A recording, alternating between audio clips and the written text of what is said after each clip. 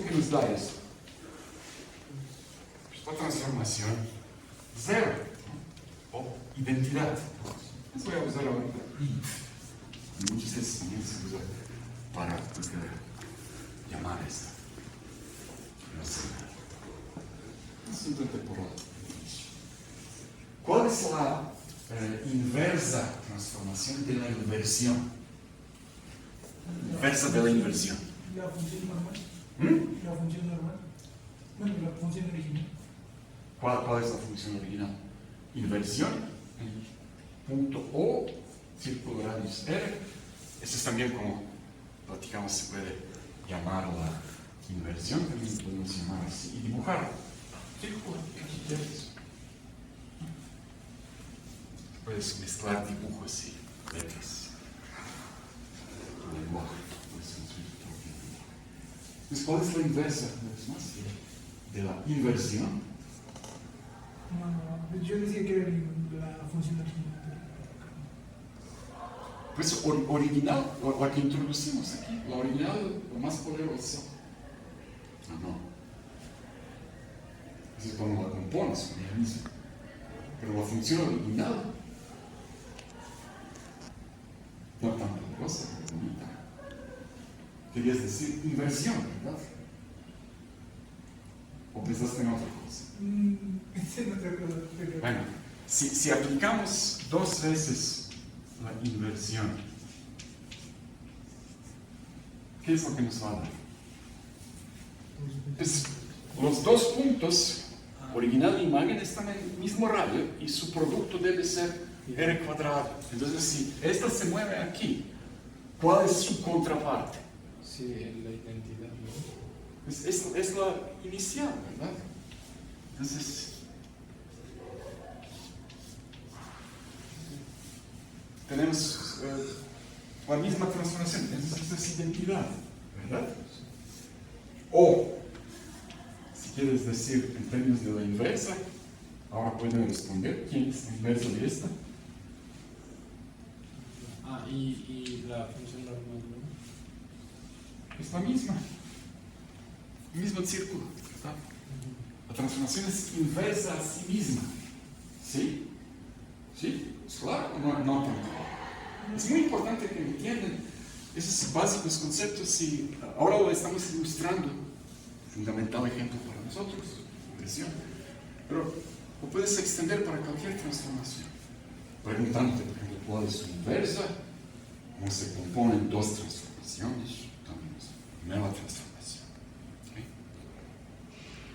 Entonces la inversión es inversa a sí misma. Y como platicamos, versión extrema, límite de la inversión, cuando el círculo se vuelve cada vez más y más grande, llegando a la recta, al límite. Entonces la inversión nos va a dar a la reflexión asociada a la banda recta. Entonces aquí tenemos A.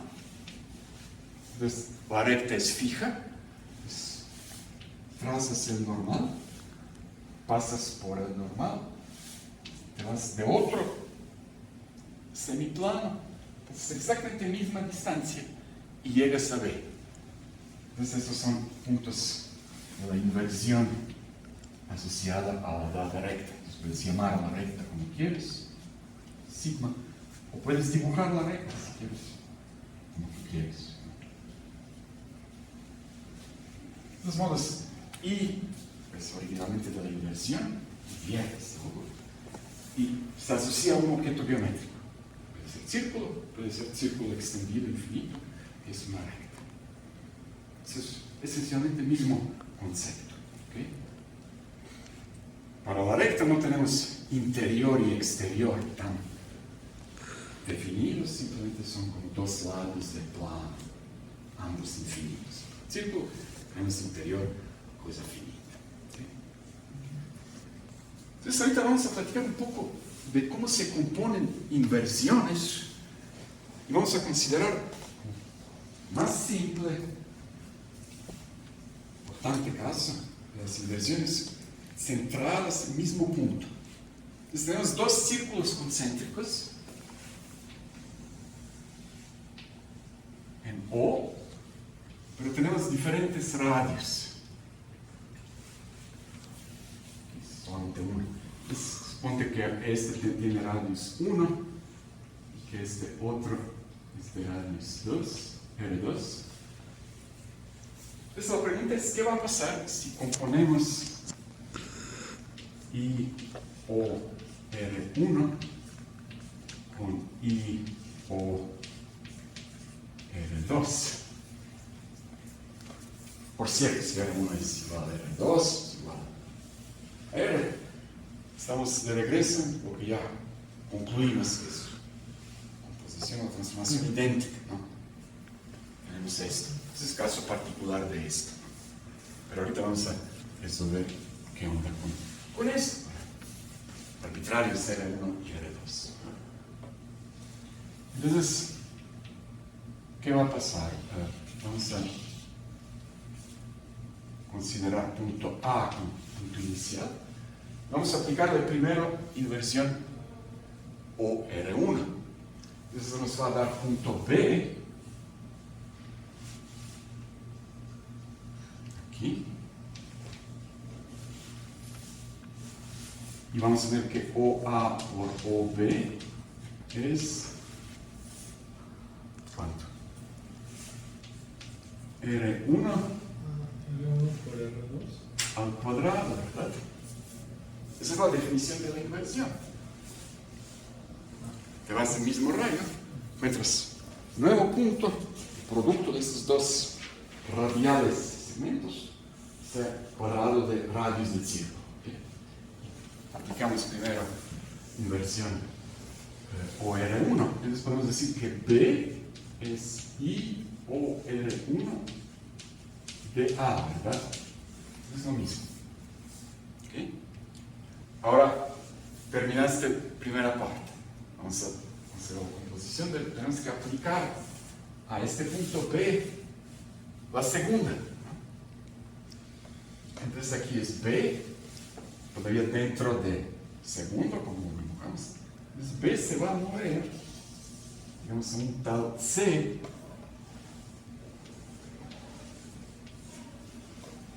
Y va a satisfacer OB por OC, ¿cuánto? R2 al cuadrado. En otras palabras, C es I o R2 de B, ¿verdad? Entonces, para componerlos, pues, vamos a ahora considerar toda la sucesión. Pues, tenemos primero inversión 1, seguida con inversión 2. Entonces, A se va a B, B se va a C. Entonces, esta composición mueve A C, ¿verdad? Pues tenemos esas ecuaciones que conectan A y B y C. Y ahora la pregunta es cómo podemos averiguar la conexión entre A y C. Pues tienes estas dos ecuaciones. ¿Se te ocurre algo simple hacer con esas dos ecuaciones para obtener la nueva ecuación que conecta ahora A y C? Sería I por R1 al cuadrado, composición I o R2 al cuadrado. Si tomas el cuadrado de la transformación te va a dar idéntica. Entonces no vas a obtener nada. Siempre te miran las ecuaciones. Y esta es otra vez. Pues igualar R1 con R2, ¿no? ¿Cómo? Igualar R1 con R2, ¿no? Podemos, pero sería como intervenir nosotros en todo este mundo platónico. R1 y R2 son fijos. Tienes dos círculos fijos. Lo que estamos analizando es composición de las inversiones asociadas a estos dos círculos. Y nos estamos preguntando, ¿qué transformaciones?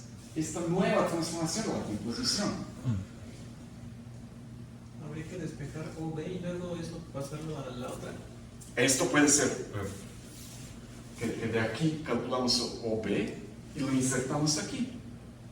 O equivalentemente, pues, nos liberamos de OB, siempre te divides, tienes una ecuación y otra. Entonces la fracción dividiendo lado izquierdo de la primera, lado izquierdo de la segunda, es lo mismo lo que obtenemos dividiendo lado derecho de la primera con lado derecho de la segunda, ¿verdad? Entonces, si divides esto sobre esto, ¿qué te va a dar? OA dividido sobre OC es R1 al cuadrado sobre R2 al cuadrado, ¿verdad? ¿Sí? O OC es de aquí, puedo escribir R2 sobre R1, todo al cuadrado. Por OA. OA, ¿verdad? ¿Están de acuerdo? Es bonita fórmula.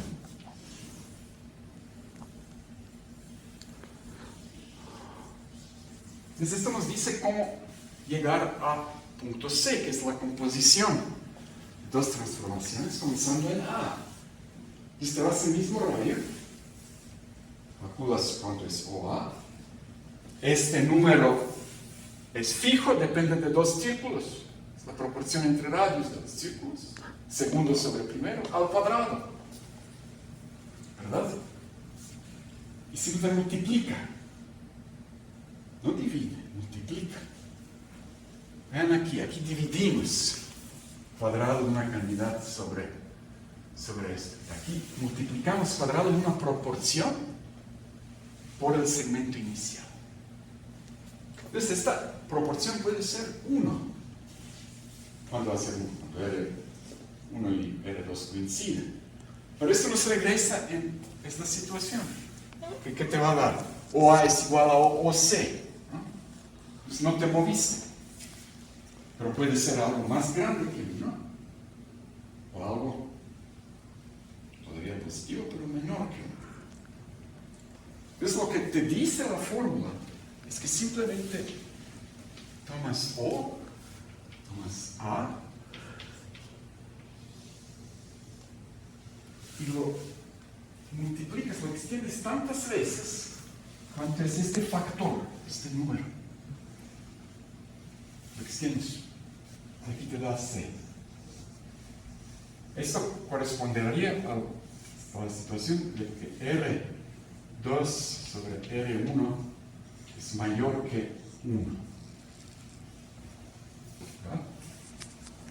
Entonces estás aumentando. Pero también podemos imaginar la situación OA.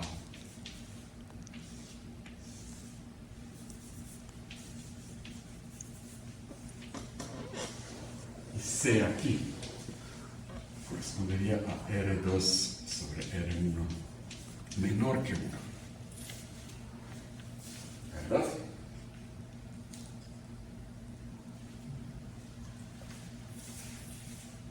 Pero entonces, ¿qué hiciste en realidad? Simplemente, radialmente, multiplicaste todas las distancias de puntos, arbitrarios puntos del centro, por un número fijo. R2 sobre R1 al cuadrado. Entonces, extendiste todo, o disminuiste todo, o no hiciste nada si este número es 1. Y esta es una nueva transformación, de hecho más simple que la transformación original, tan fundamental para nosotros, el círculo. Se llama homotesia, la transformación de la similaridad centrada en O. Simplemente extiendes o disminuyes todo por un factor fijo. Y entonces si haces esto,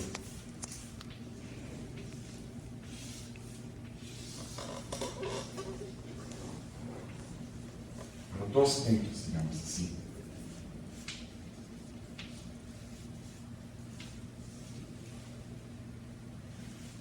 Por ejemplo, A, B. Si haces esto, entonces lo vas a caso de la extensión.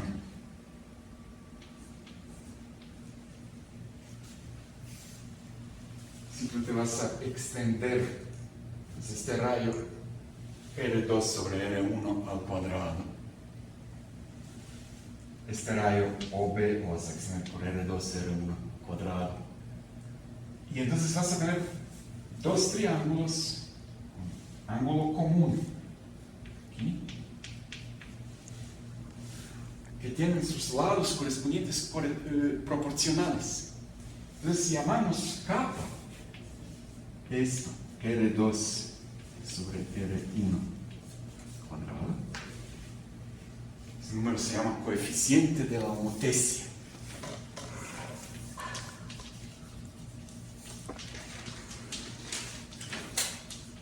Un coeficiente kappa K. Estos triángulos OAB y OCD son similares. Entonces podemos concluir que CD sobre AB es también kappa, que, como sabemos, es OA,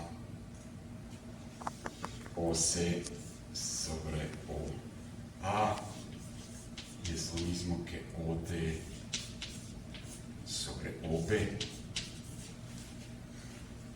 Entonces, extiendes cuantas veces quieres o traes si quieres todas las distancias. Ya hemos hablado de esta transformación.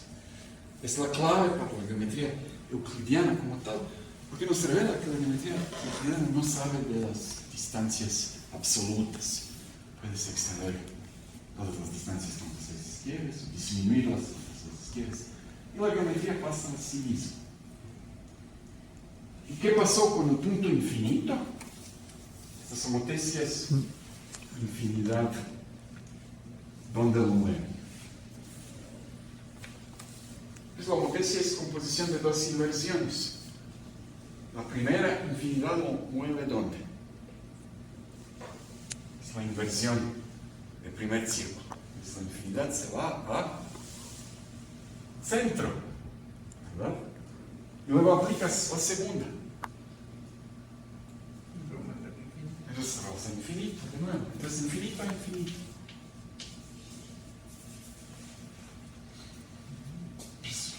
Y te molestas con la infinidad. Entonces ahí está, se va en ella misma, y el resto de espacios se va en el resto de espacio.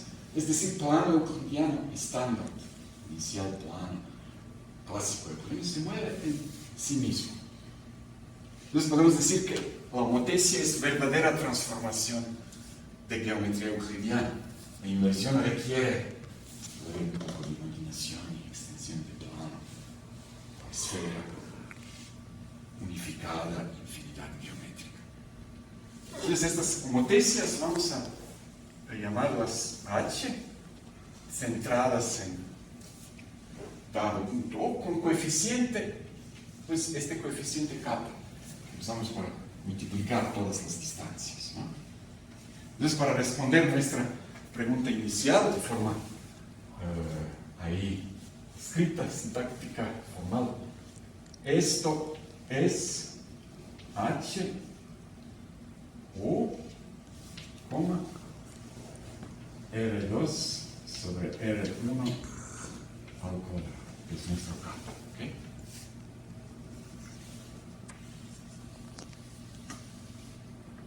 ¿Sí? ¿Sí les queda claro esto? Descomponiendo dos inversiones, fueron muy importantes para nosotros. Los discípulos tuvimos una nueva, más simple transformación, homotesia. Todo que tiene que ver con el mismo punto. ¿Eh? Ahora, ¿qué podemos hacer? Ya tenemos un nuevo integrante de la familia, homotesias. Pregunta, ¿qué ocurre si componemos homotesias? Una homotesia con otra homotesia.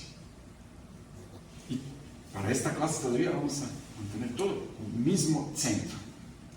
Entonces, ¿qué onda homotesia centro O con un coeficiente, digamos capa 1, compuesta, homotesia centro O, coeficiente capa 2.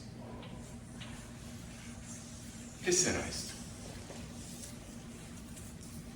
Pues primero, todo ahí, lo inflas o contraes como te dirige coeficiente capa 1, todo centrado en O. Y luego sigues, lo inflas, contraes, utiliza coeficiente capa 2. ¿Qué será el resultado? Entonces el punto se va a mantener en el mismo rayo. Primera transformación lo va a mover a la distancia que es capa 1 múltiplo de la distancia inicial. Y la segunda va a mover esto, la distancia en el mismo rayo, es capa 2 por la distancia esta que tuviste. Pero la distancia que tuviste es capa 1 por la distancia inicial. Lo que quiere decir que tienes que multiplicar por capa 2 por capa 1. Y todo esto no es otra cosa que homotesia centro O. ¿En qué coeficiente? Capa 2 sobre capa 1. ¿No es más? Capa 2 sobre capa 1. No, no es sobre. Es simplemente multiplicando. ¿Sí? ¿Sí les queda claro esto? La primera, pues lo vas a multiplicar por capa 1, todo. Luego a esto aplicas la segunda, donde multiplicas por capa 2. Entonces, como resultado, multiplicas capa 1, capa 2. Imagínate, ejemplo, multiplicaste por 2 todo. Entonces, 2 veces aumentaste las distancias. Luego sigues con otra que 3 veces aumenta las distancias. Entonces, ¿cuántas veces aumentaste las distancias en total? Pues 6 veces. Otra pregunta relacionada. Tenemos homotesia con un capa. ¿Pueden decirme cuál es la transformación inversa de esta?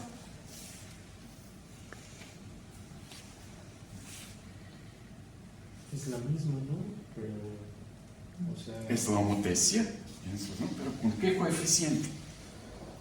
1. 1. No. H01.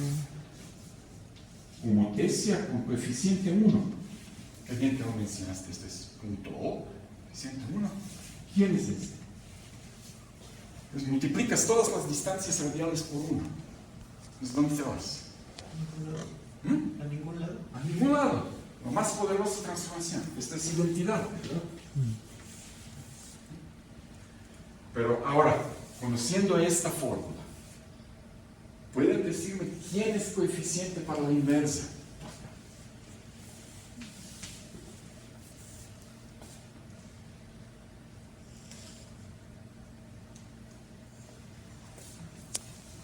Es decir, la primera multiplicas todo por capa, el coeficiente de la homotesia. La vas radialmente. Entonces, ¿qué debes hacer para regresar a donde comentaste? Es dividir. ¿Con qué número? Si esta es capa, multiplicaste todo por capa, tienes que dividir por capa. Pero dividir es multiplicar por quién. Muy bien. Y entonces esta es la respuesta, ¿verdad? Es H, O, y aquí debemos poner Subíndice 1. 1 sobre capa. Ah, ya. ¿Sí? ¿Sí les queda claro?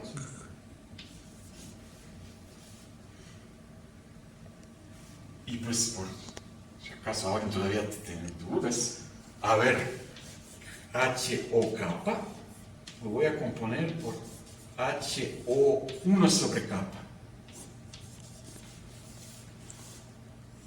Aplicas esta fórmula, es mismo centro, los compones, ¿qué va a pasar con coeficientes? Pues se multiplican. Pues vas a tener capa por 1 sobre capa, que es 1, te va a dar esto, pero esta es identidad, ya sabemos, y todo bien, ¿no? Pues ya demostraste esas fórmulas.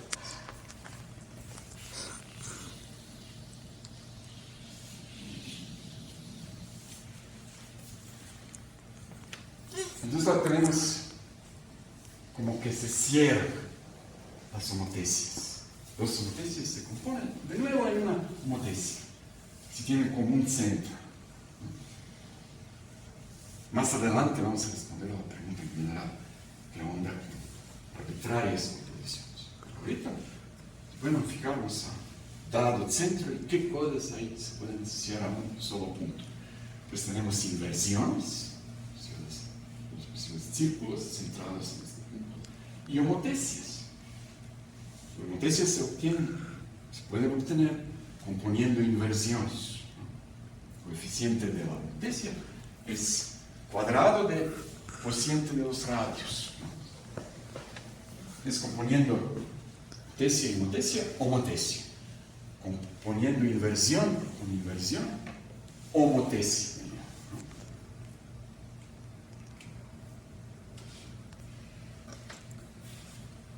A ver, pregunta para ustedes. Si tienes HO, si tienes IO, R1 compuesto con IO, R2. De hecho, hemos platicado un poco de esto. Preguntaron si la composición, no importa en qué orden haces la composición. Vamos a responder a esto. Por ejemplo, aquí. O R1. ¿Es desigual?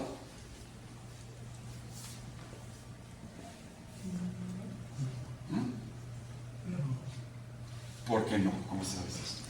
Porque aquí ya hemos demostrado que nos daba una homotecia multiplicada por R2 sobre R1. Una vez más vamos a escribir esto. Al cuadrado. ¿No?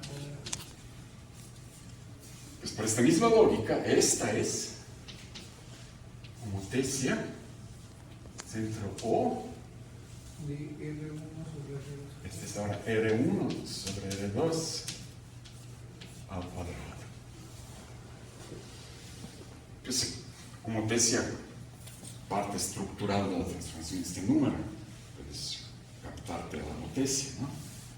Entonces no pueden existir dos homotecias iguales, pero con diferente coeficiente K, ¿verdad? Si son iguales, es igual su coeficiente. Entonces, si esto hubiera sido igual, R2 sobre R1 al cuadrado es igual a R1 sobre R2 al cuadrado. O quiere decir que R1 es igual a R2, ¿verdad? Pero en caso general, entonces esto no es igual. Si R1 no es R2, ¿verdad? ¿Ok? Aún así, coeficientes se pueden relacionar, ¿verdad? El coeficiente de la primera es R2 sobre R1 al cuadrado, de la segunda, R1 sobre R2 al cuadrado. Entonces, tomando todo esto lo que ya establecimos, pueden establecer ustedes una relación entre esta y esta. Decir, ok, no son iguales, pero ¿cómo se relacionan? ¿Son recíprocas? Exactamente.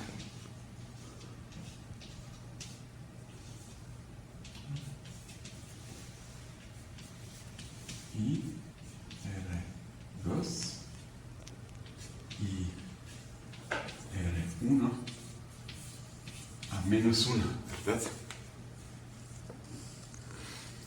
Ok. Los coeficientes son recíprocos, ¿verdad? ¿Sí? Todos están de acuerdo con esto. Otra manera de ver esto, de ver que son inversas, recíprocas, como transformaciones. Entonces puedes, si no tienes otras cosas que hacer, comenzar componiendo. Esta, o R2, la componemos ahora con esta. ¿Ok?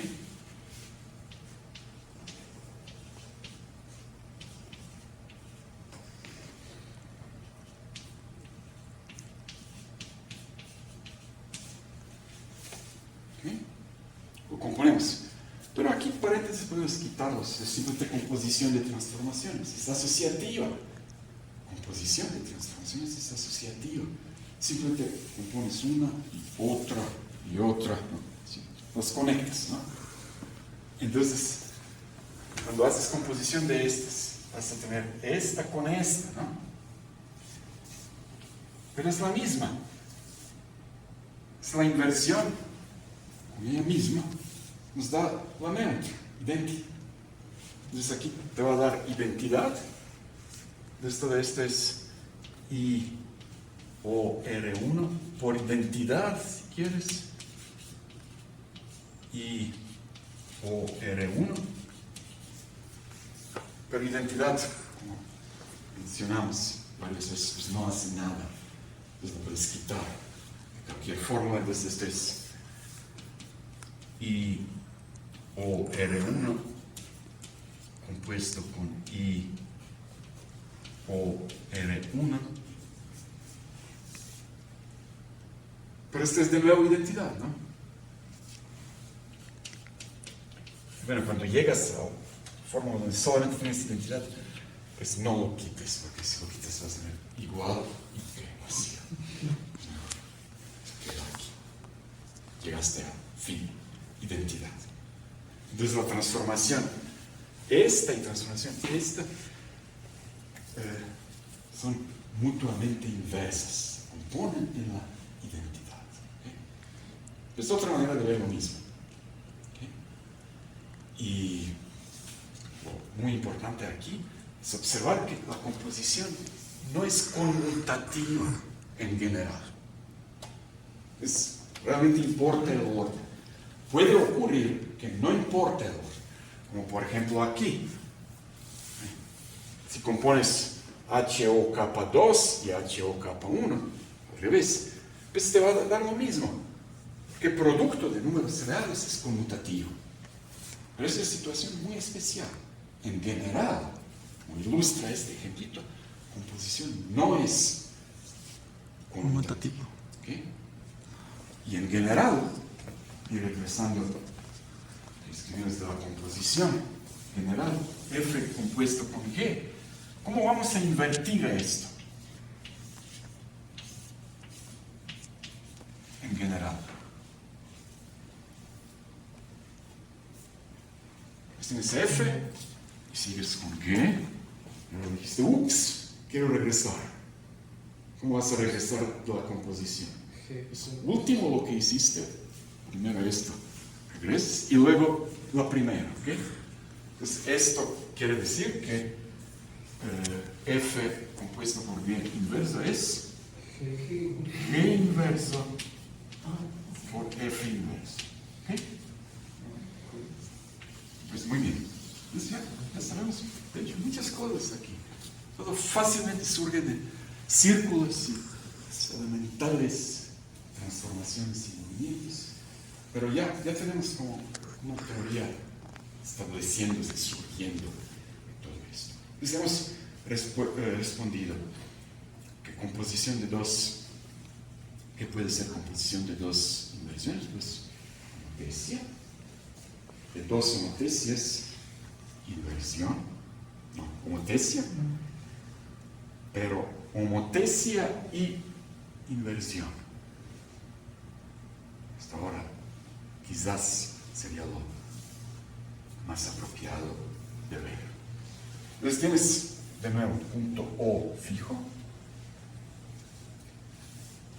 Y aquí vamos a considerar una homotesia y una inversión. Entonces vamos a considerar H O kappa y vamos a considerar inversión O R. Entonces, ¿qué va a hacer esto? Pues tienes centro. Entonces, tienes A. Primero aplicamos esta. Esto lo va a mover A B. OB es H O kappa molar de A. No, B es H O kappa de A. Entonces OB es ¿quién? OA, ¿cuántas veces? Es kappa. Es la definición de la homotesia, ¿verdad? Luego B se mueve, digamos, a un tal C, que es inversión centro O, R, D, B. Lo que quiere decir que OC es cómo se relaciona con OB, si esto se cumple. Recordémonos la definición de la inversión. Estamos, en todos los casos que consideramos, estamos en el mismo rayo que emana del centro de O. Entonces, OC es Es R al cuadrado sobre cubo de OB. Solamente OB. No duerme. ¿Verdad?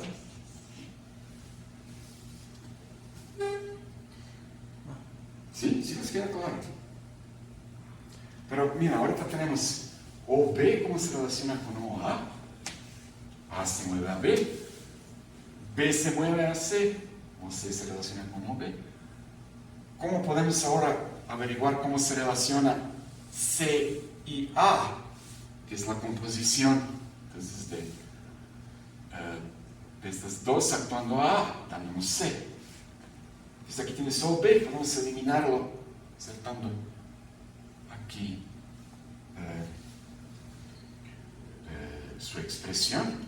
Entonces podemos decir que este es igual a R cuadrado sobre kappa OA, ¿verdad? ¿Sí están de acuerdo?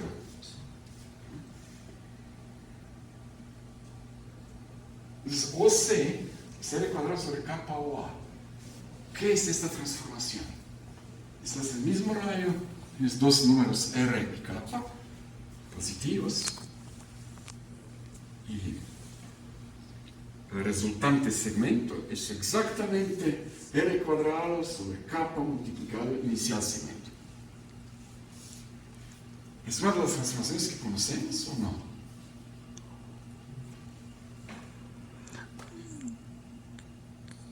Sí, nada más una pregunta, perdón que interrumpa. Ahí tiene H, O, kappa, composición I, O, R. En anteriores indicaciones de fórmulas tiene la R un subíndice. Ahí no tiene ninguna porque ha dibujado un nuevo caso. Círculo, ajá. Es un nuevo caso. Eliminamos índices cuando podemos. Buena regla. Ahí es seguir. Siempre simplifica tu notación lo máximo que puedes. Evita innecesarios índices. Entonces aquí hubiéramos podido poner solamente R1. O 3. O si quieres 3 o quizás pi también.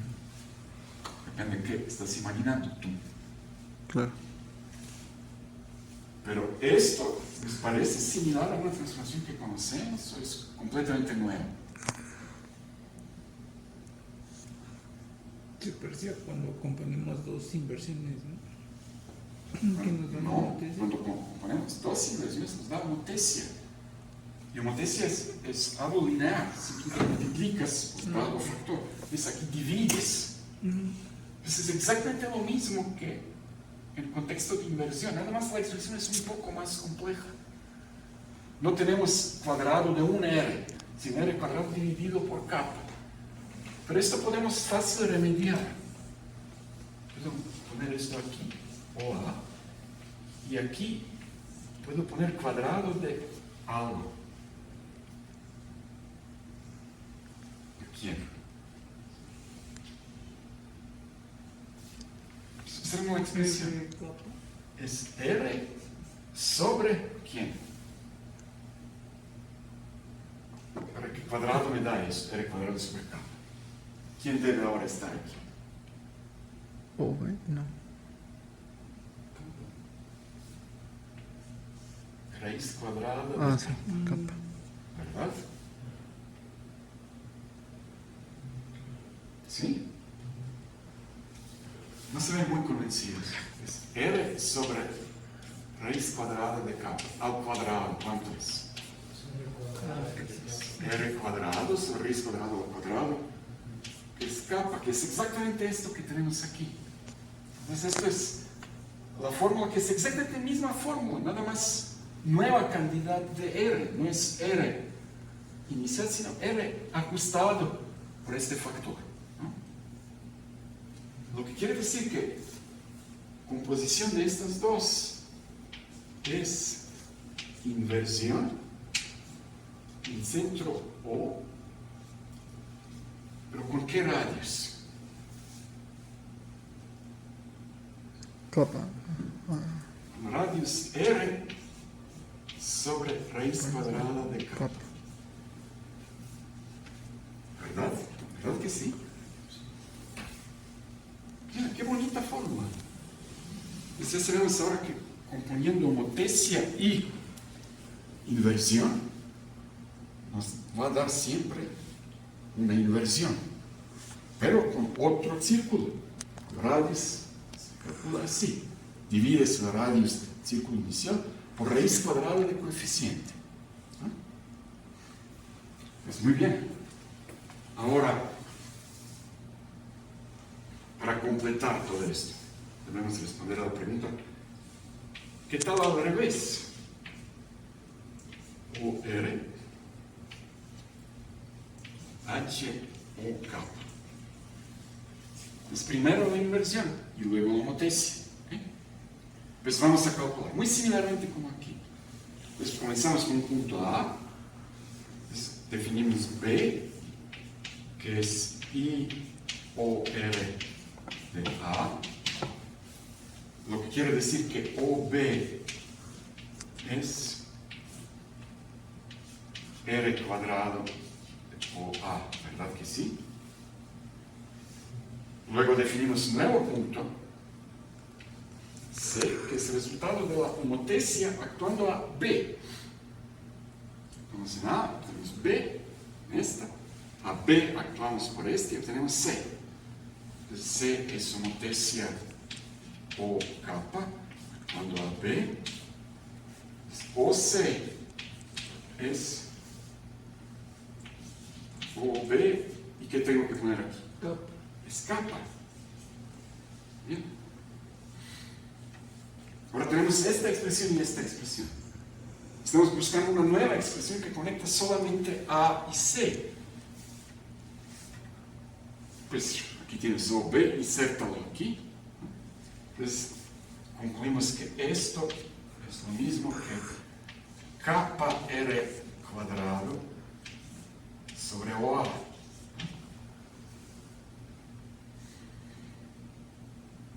Entonces OC es capa R cuadrado sobre OA. Entonces, ¿cuál es esta transformación?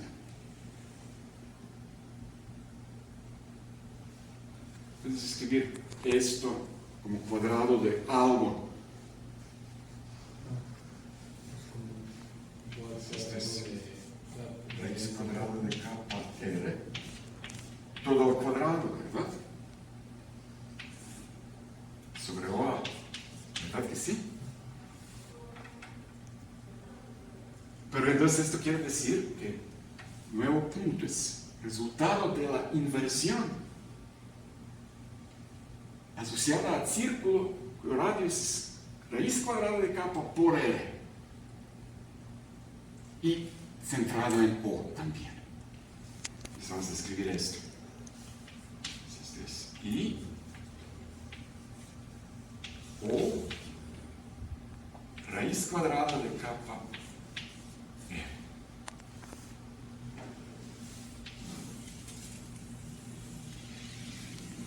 ¿Cómo ven? De aquí también podemos ver que composición de dos transformaciones realmente capta el orden. Porque esta y esta son diferentes, salvo que capa es 1. Esta transformación idéntica, ¿no? Es trivial. Entonces, caso de no trivial homotesia, esta y esta siempre van a ser diferentes círculos. ¿Okay? Y pues, con esto respondemos a todas las posibles preguntas de composición de estas transformaciones centradas en dado punto. Dos inversiones se componen en una homotesia. Dos homotesias se componen de nuevo en una homotesia. Una homotesia y una inversión siempre nos da una inversión. Entonces podemos ahí dibujar esto en una tabla, si quieren. Entonces ahí tenemos inversión, homotesia. Inversión, homotesia. Y aquí podemos decir composición. Entonces inversión, homotesia. Inversión, homotesia, inversión. Homotesia, inversión. Homotesia, homotesia. Bonita tabla. Entonces, si consideramos dado punto, pues, todas las posibles inversiones, todas las posibles homotesias, obviamente vamos a incluir la transformación neutra, 0, que es homotesia con coeficiente 1. Pero como ya observamos, siempre componiendo dos objetos de ahí, vas a obtener de nuevo un objeto de ahí. Entonces se cierra, toda la colección se cierra. La operación circulito no nos va a sacar afuera de la colección. Cualquier dos integrantes de la colección se pueden componer, teniendo de nuevo un integrante de la colección. Dentro de la colección se encuentra la neutra, más importante, la identidad que no hace nada. Y siempre, cualquier transformación dentro de la colección nos permite considerar la inversa, que también está en la colección. Entonces tenemos la composición. La colección es cerrada bajo composición. La neutra está ahí. Y la colección también es cerrada bajo la inversa. Estas tres propiedades constituyen un fundamental concepto para todo el arte matemático. Ahí llegó a conocerse como un grupo. Entonces decimos que tenemos un grupo de transformaciones, un grupo de objetos abstractos. No necesariamente son transformaciones. Parte del encanto de las matemáticas es abstraer. Entonces podemos salirnos de este aparentemente muy concreto entorno y decir, pues, algo que en una manera abstracta podemos juntar, componer. Entonces tenemos una operación binaria. Circulito, tienes un F y G, ya, F circulito de G te produce una nueva cosa dentro de la colección.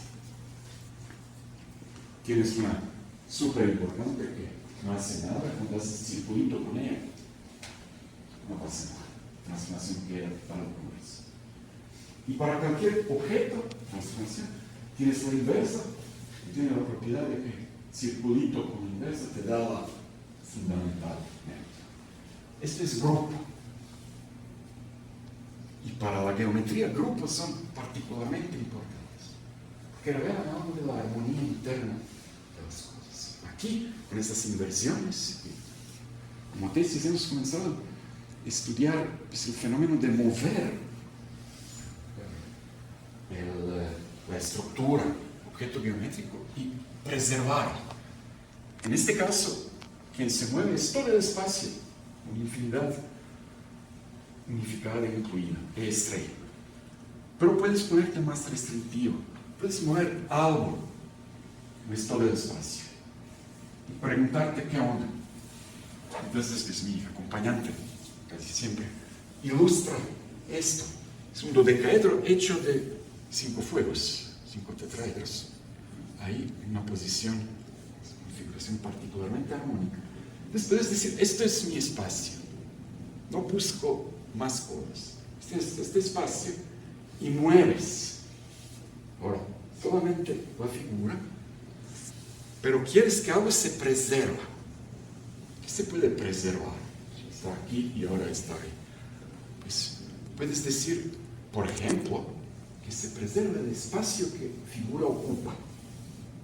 Y si por el momento idealizamos esto y nos olvidamos de las imperfecciones de material impreso en Geomag de conjunto de construcción. Olvídate de esto, todo es perfecto. Entonces dirías, ok, colores quizás no importan tanto. Es dodecaedro. Entonces lo puedo girar así, ¿verdad? Y el espacio queda exactamente mismo como antes. Puedo decidir de no hacer nada y cumplo con este noble requerimiento de preservar el espacio. Puedo también hacer esto, agarrarlo en vértices opuestos y girar por tercera parte de ángulo completo. Si miras cuidadosamente, el espacio se preserva. O puedo hacer esto, girarlo en así, ¿no? Las orejitas, aristas opuestas, y hacerlo un flip de 180. De nuevo todo el espacio se preserva. Si no tienes otras cosas que hacer, puedes jugar con esto y responder: ¿de cuántas maneras puedo hacer esta transformación? La cero incluida. Y la respuesta súper chida es que lo puedes hacer en exactamente 60 maneras.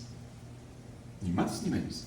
60 movimientos que preservan la figura.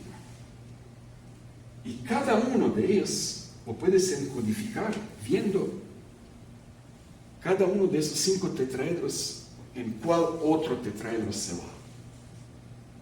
Es decir, simplemente fijándote en permutaciones de tetraedros. Entonces, por ejemplo, la transformación neutra, la más poderosa, estos son 5 tetraedros. Es esta. Ninguno se mueve, ¿verdad? Entonces, arriba y abajo es lo mismo. Pero esta de girar, ¿no? Quinta parte de ángulo completo, ¿cómo la puedo dibujar aquí? Pues puedes decir esto, ¿verdad? Pues giraste, primero será segundo, segundo será tercero, tercero en cuatro, cuarto en quinto, quinto en primero. Hiciste esto, ¿no? Entonces puedes dibujar cómo se permutan estos colores. Y si tengo 5 colores, 5 tetraedros, 5 elementos, ¿cuántas permutaciones puedes hacer? Pues de n elementos, supongo que todos ya saben la fórmula esta de combinatoria, es n factorial. Entonces de 5 colores, 5 factorial.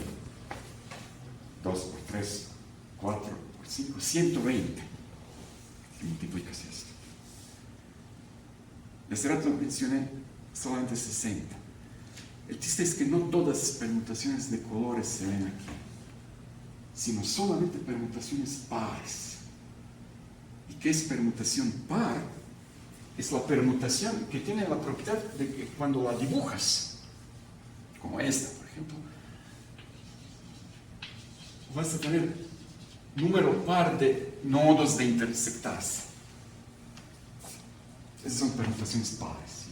Permutaciones impares, como pueden adivinar, son tales cuyo diagrama tiene número impar de intersecciones. Entonces, permutaciones pares forman un subgrupo de todas las permutaciones. Y tienen exactamente la mitad de elementos. Entonces, para permutación, para 5, tenemos n factorial sobre 2. Si n es 5, entonces tenemos 60. Y es esto. Ese es un ejemplo como más elaborado, no tan conocido, pero con esto de 5 elementos y verlo como transformaciones de dodecaedro y usar esta teoría de simetrías, puedes deducir que la ecuación de grado 5 no se puede resolver con radicales, con los fundamentales resultados de aritmética, de una subteoría conocida como teoría de Galois. Hay fórmula de Chicharro-Romero para ecuación cuadrática, ecuación cúbica, un poco más elaborado. También la ecuación de grado 4 se puede ahí resolver y reducir a la ecuación de grado 3, pero la ecuación de grado 5 no existe la fórmula cerrada con radicales, con raíces. Y eso se puede demostrar precisamente mirando a estas simetrías dodecaedro y esta configuración de los 5. Entonces, desde el siglo XIX se aclaró que geometría se describe por transformaciones de simetrías, como estas que vimos hoy, que vamos a seguir estudiando a lo largo del semestre.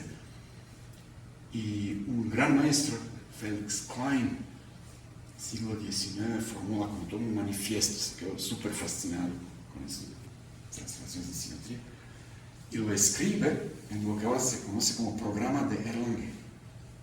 Ustedes pueden luego buscarlo en internet. Programa de Erlangen, de Felix Klein.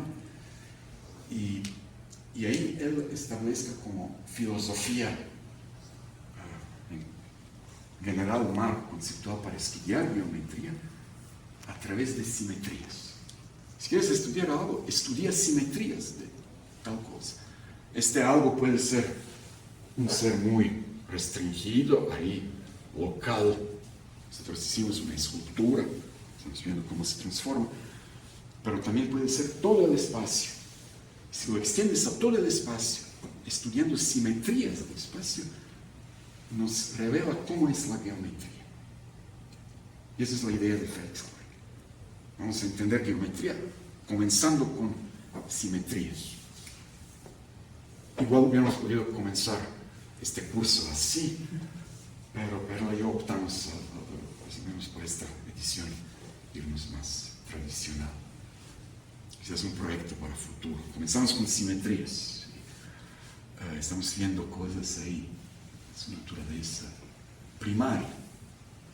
Y son simples después de todo, ¿verdad? No hemos usado demasiadas matemáticas ni formalismo. Vamos divirtiéndonos viendo cómo cosas se transforman. Ese es el concepto de grupo. Debe ser como parte de la cultura general. El mundo debe ser qué es grupo, ¿no? Pero si preguntas a alguien qué es grupo, a lo mejor no va a decir nuestro grupo. Yo cuando vine aquí, a este majestuoso país, hace como 30 años,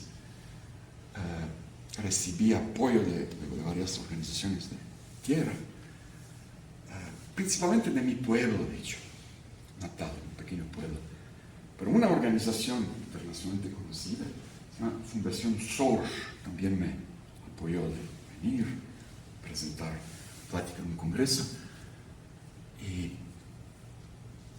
y entonces yo apliqué todo el proceso burocrático ahí.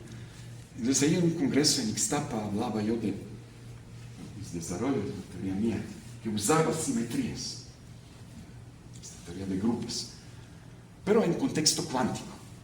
Entonces hay grupos y grupos cuánticos también. Entonces en mi aplicación yo dije grupos cuánticos, pero voy a presentar esto y que voy a investigar por esto. Entonces sí me apoyaron, me dieron $400, que fue bastante en este tiempo, de una desintegración efectivamente, aunque no fue suficiente de yo comprar boleto de avión, cubrir todos los gastos, pero sí me apoyaron bien y me felicitaron. Tengo aquí todavía su carta de felicitación, y me dicen en esta carta, pues, felicidades, y que ellos esperan que yo con mi visita en México contribuiré que se conocieran más estos grupos cuánticos en México y cómo estos grupos interactúan con el resto de la sociedad y procesos democráticos en estos grupos. ¿Cómo ven? Totalmente desconectados, ni siquiera se dieron cuenta de que voy a hablar de simetrías. Les pensaban que voy a estudiar grupos de la gente, que aquí en México y me apoyaron. Yo no dije nada. Pues muy bien. Entonces, ¿cómo vieron todo esto? ¿Tienen alguna pregunta? ¿Quieren decir algo? Era grupo porque cumplía el producto y la zona, o por qué? Sí, si ves, esto es la idea principal. Todavía no escribimos la definición formal, eso nos espera. La esquina. Pero ¿qué es la idea? Que consideras una colección de transformaciones que se completa. Pues tienes la colección de transformaciones que transforman algo, en este caso nuestro espacio, por ejemplo. Son los fuegos que se transforman. Pero que cuando compones dos de ellos no te sales afuera de la colección. Está cerrada bajo composición. Y que la transformación más poderosa que no hace nada siempre está dentro, ahí listo. Y que cuando tienes cualquier transformación, la inversa también está dentro de la colección. Lo que cumple estas tres propiedades se llama grupo de transformaciones. Ok. Ahora, el proceso de abstracción en las matemáticas muchas veces ahí funciona recomendándonos de que nos olvidemos de algo concreto. ¿Qué es lo que tienes? Tienes unas cosas que llamas transformaciones que puedes juntar, que puedes componer. Entonces, una manera formal de abstraerlo es decir, ok, tengo algo que voy a llamar G de grupo, y tengo una operación binaria de G cruz G a G, ¿no? Los elementos de grupo son transformaciones. Y esta operación binaria que asocia a cada pareja, cada ordenado par, un nuevo elemento que voy a llamar composición. Y que se cumplen, ¿qué propiedades? Pues en este contexto abstracto vas a tener que pedir que el circuito es asociativo. Si tienes tres transformaciones, por ejemplo, como escribimos F, G y H, que siempre F, G por H es F por G por H. Es asociatividad. Que tienes una que se llama neutra, que no hace nada cuando compones a la izquierda o a la derecha, y que cada uno tiene su inversa. Cuando compones transformación con su inversa, sea a la izquierda o a la derecha, te da la neutra. Esto es grupo. Entonces te olvidas de que son transformaciones. Y eso no me interesa. Lo que me interesa es que se compone. Y esta propiedad abstracta. Y esto está bien. Entonces te olvidas qué es lo que se transforma. Como un movimiento, pero no te importa que se mueva. El puro movimiento. Y juegas con ellos. Sin embargo, se puede demostrar que cada grupo sí se puede ver como un verdadero grupo de transformaciones de algo. Aunque este algo puede ser muy diferente dependiendo del contexto. Como aquí. Este algo, pues comenzamos con dodecaedro, composición de 5 fuegos. Pero luego nos fijamos a colores y hemos dicho que se permutan 5 tetraedros. Es en lugar de decir dodecaedro, hemos dicho, mira, son 5 símbolos que se permutan. No necesitas geometría para esto. 5 objetos que no permutas y cuentas estos intercambios elementales y dices número par de veces. Son cosas muy diferentes. Las cosas muy diferentes pueden tener el mismo grupo de simetrías. En el lenguaje abstracto dirías, sus grupos de simetrías son isomorfos. Esto quiere decir el mismo grupo de simetrías. La estructura es la misma estructura. Y en geometrías diferentes de la geometría más básica que estamos estudiando, geometría euclidiana, como por ejemplo geometría cuántica, que estuvimos viendo en el seminario, ahí 6 a 7, todos estos viernes, que vamos a terminar el último viernes, geometría euclidiana cuántica. ¿Por qué la llamamos geometría euclidiana cuántica? Porque hemos demostrado que esta nueva geometría, diferente de la euclidiana, tiene todas las simetrías de la geometría euclidiana dentro. Entonces hay algo similar. Con esto justificas que la llames geometría euclidiana cuántica. Y próximo viernes yo espero que Perla podrá ya tomar su parte y nos platicará de geometrías hiperbólicas cuánticas. Esto es que geometría hiperbólica que se estudió en casi en el siglo XIX, las joyas, las matemáticas, estas donde tienes posibilidad de dos rectas intersectándose, pasando por un punto, un plano, fuera de otra recta, no intersectando nada. Conocido también como geometría de Lobachevsky, Gauss, Bolyai. Y hay versión cuántica de la geometría esta. Y Perla está en su tesis doctoral desarrollando todo un formalismo para estas geometrías. Entonces, vamos a ver si quiere a las 6, próximo viernes, debemos comenzar con esto. Y parte de la justificación por qué esta es geometría hiperbólica y además cuántica es que observas que tienen mismas simetrías, mismas transformaciones que esta clásica estándar de geometría. Y esta es diferente geometría que geometría euclidiana porque sus transformaciones son diferentes. Sus transformaciones son muy diferentes de geometría hiperbólica y de geometría euclidiana. Y esto fue la idea de Felix Klein. Él sabía de geometría euclidiana, también en este tiempo se sabía de geometría de Lobachevsky, geometría hiperbólica, y de geometría elíptica, desarrollada principalmente por Bernard Riemann, donde no hay paralelas. Cada dos rectas se intersectan en un punto. Entonces tenemos la euclidiana, elíptica, que corresponde en esta triotomía elíptico, parabólico, hiperbólico, a parábola. Tenemos la elíptica y tenemos la hiperbólica. Y si ves simetrías, son totalmente diferentes simetrías. Entonces Felix Klein se dio cuenta, pues ¿por qué no comienzo estudiando esas simetrías? Es algo universal. No tengo que cada geometría estudiar por separado. Entonces voy a ver simetrías, desarrollar este lenguaje y simplemente voy a decir geometría hiperbólica tiene tales y cuales simetrías y de ahí voy a deducir propiedades euclidiana, elíptica y de otras geometrías. Entonces ver simetrías en todo, esta es la clave.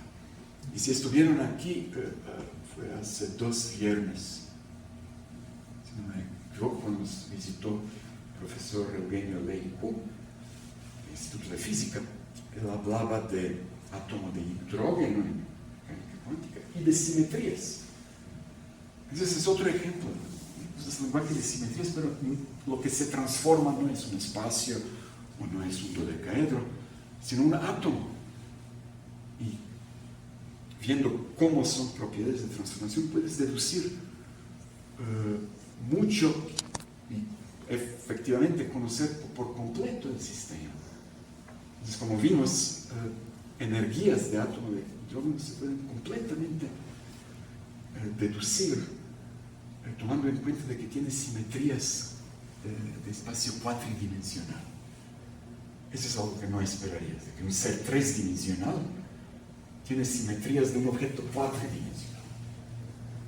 Y si conoces entonces geometría cuatridimensional, entonces puedes aplicar este conocimiento y te da energías de átomo de hidrógeno que están completamente en resonancia con naturaleza, experimentos. Entonces eso es buena cosa de estudiar. Sí. Si tienen tiempo, estudian grupos. Son universales. Y mi libro favorito es de Alexandrov, Introducción a la teoría de grupos. Es un matemático ruso, Alexandrov. Muy probablemente está traducido en español. Pero genial libro. Entonces ahí van a ver varias ¿Quieren decir algo más? Pues, gracias entonces. Muchas gracias. ¿Tú quieres o qué?